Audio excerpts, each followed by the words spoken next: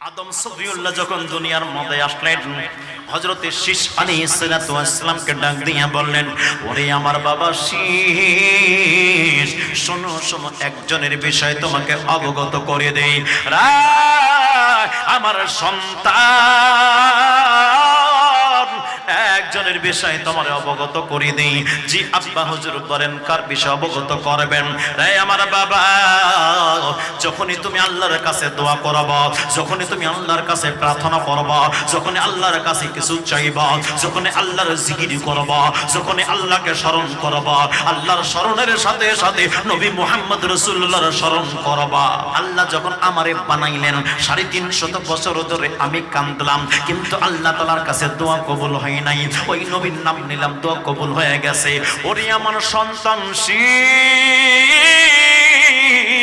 শোনো রে শোনো, আল্লাহ তাআলা যখন আমারে নিয়ে গেছেন আসমানের মধ্যে, আসমানের মধ্যে লেখা আছে লা ইলাহা ইল্লাল্লাহ মুহাম্মাদুর রাসূলুল্লাহ।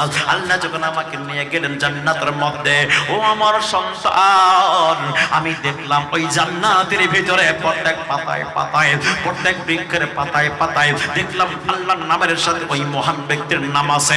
প্রত্যেক পাথরে পাথরে আল্লাহর নামের সাথে মহান ব্যক্তির নাম দেখলাম। জান্নাতের গেটের মধ্যে আল্লাহর নামের সাথে ওই মহান ব্যক্তির নাম দেখলাম। শুধু তাই নয় রে, জান্নাতি হুর গিলমা যারা, ওদের ডান চোখে আছে লা ইলাহা ইল্লাল্লাহ, বাম চোখে আছে মুহাম্মাদুর রাসূলুল্লাহ। বন্ধুরা রে আমার,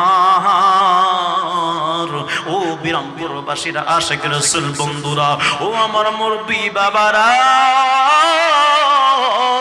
আমরা কোন নবীর উম্মত? যেই নবীর আলোচনা আদম সফিউল্লাহ করেন, ওই নবী আগমন করবেন রে বাবা, ওই নবী আগমন করবেন। ওই নবী ওসিলা ছাড়া দোয়া করবা না, ওই নবী ওসিলা ছাড়া দোয়া আল্লাহ তাআলা আমার কবুল করতো না, কিন্তু করেছে একমাত্র ওই নবীর ওসিলায়।